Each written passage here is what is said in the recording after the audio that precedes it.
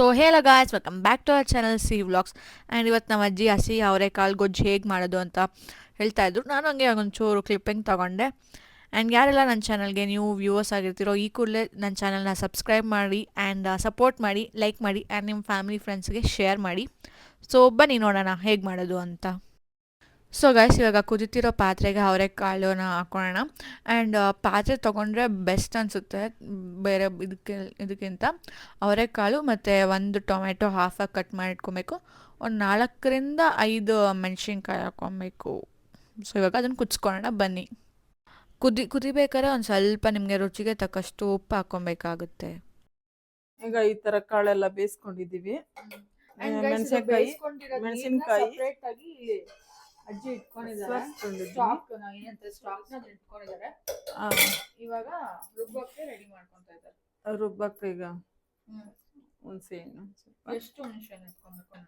ಈಗ ಒಂದಿಷ್ಟಪ್ಪ, ಒಂದ್ ಸ್ವಲ್ಪನಾ? ಹಸಿ ಜೀರಿಗೆ 2 ಸ್ಪೂನು, ಆಮೇಲೆ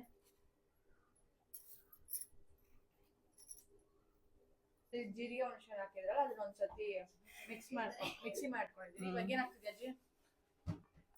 ಎಷ್ಟು ಬೆಳ್ಳುಳ್ಳಿ? ಹಸಿದು ಒಂದು ಬೆಳ್ಳುಳ್ಳಿ ಹಾಕೈತೆ, ಒಂದು ಬೆಳ್ಳುಳ್ಳಿ,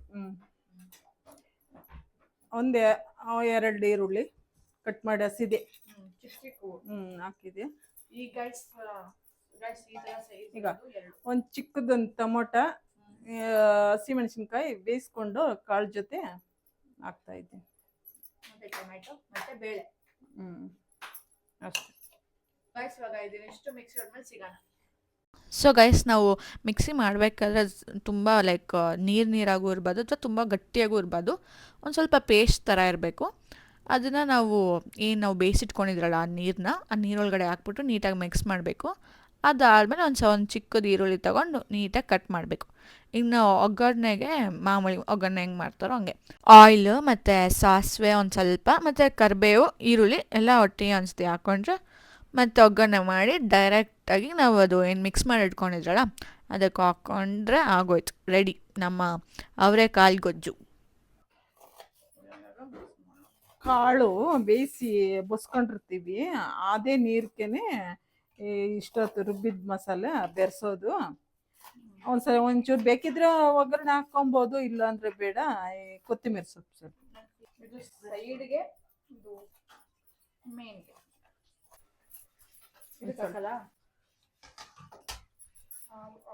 ಇವಾಗ ಅಮ್ಮ ಬಡಿಸ್ಕೊಟ್ಟಿದ್ದಾರೆ. ಟೇಸ್ಟ್ ನೋಡೋಣ ಹೇಗಿದೆ ಅಂತ.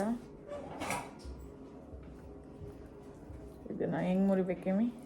ಹಂಗೆ ಹಿಂಗೆ ಇಟ್ಕೊಂಡು ಹಿಂಗೆ ಕೀಯಬೇಕು. ಅದು ಮುರಿಯೋದು.